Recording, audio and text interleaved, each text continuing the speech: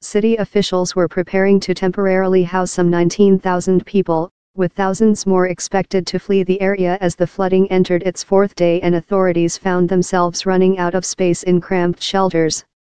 The mayor of Houston announced an indefinite 12 a.m. to 5 a.m. curfew amid reports of looting, armed robberies and people impersonating police officers. Although Houston residents saw patchy sunlight for the first time in days late on Tuesday afternoon, forecasters warned that 6 to 12 inches, 15 to 30 centimeters, of rain was on its way and would continue through Thursday, badly straining the dams and drainage systems that protect the low-lying U.S. energy hub. Meanwhile, water levels continued to rise. Harris County officials warned residents to evacuate as they released water from overflowing reservoirs to alleviate pressure on two dams, a move that would add to flooding along the Buffalo Bayou waterway that runs through the area. Residents within 1.5 miles, 2.4 kilometers, of a chemical plant in Crosby were also ordered to evacuate due to the rising risk of an explosion and subsequent leak. $50 billion in damage. Trump, speaking in Corpus Christi near where Harvey first came ashore last week as the most powerful hurricane to strike Texas in more than 50 years, said he wanted the relief effort to stand as an example of how to respond to a storm. This was of epic proportion. Nobody's ever seen anything like this, Trump said of Tropical Storm Harvey as he met with state and federal officials for a briefing at a Corpus Christi fire station. We won't say congratulations. We don't want to do that. We'll congratulate each other when it's all finished, he said.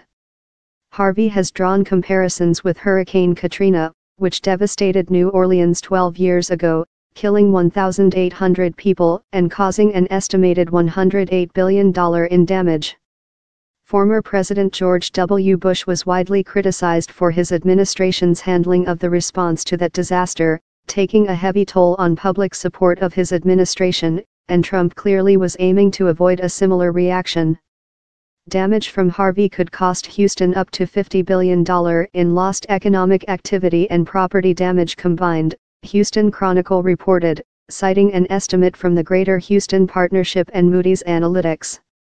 4,000 rescued at sea. Among the 12 confirmed fatalities was a family of 6 and Houston Police Sergeant Steve Perez, a 34-year veteran of the force who drowned while attempting to drive to work on Sunday, Police Chief Art Acevedo told reporters.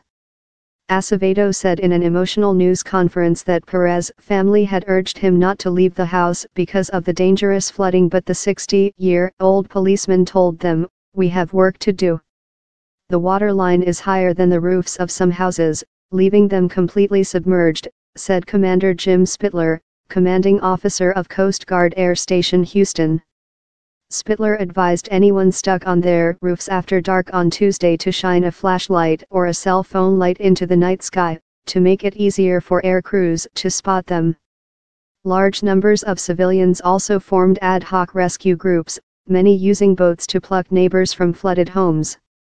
The National Hurricane Center on Tuesday afternoon said a record centimeter, of rain has fallen in Texas due to Harvey, a record for any storm in the continental United States. This breaks the previous record of 48 inches set during Tropical Storm Amelia in 1978 in Medina, Texas, the NHC said. Medina is west of San Antonio.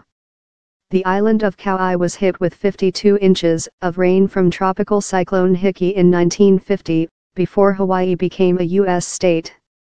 About 9,000 evacuees were staying at Houston's George R. Brown Convention Center, and city officials on Tuesday opened the Toyota Center Arena to house more storm refugees. Other shelters were set up in Dallas, about 250 miles, 402 kilometers, to the north, for about 8,000 people, and Austin, 160 miles, 258 kilometers, west, to take in 7,000 people. The Red Cross said it had 34,000 cots in the region and enough food for that many people.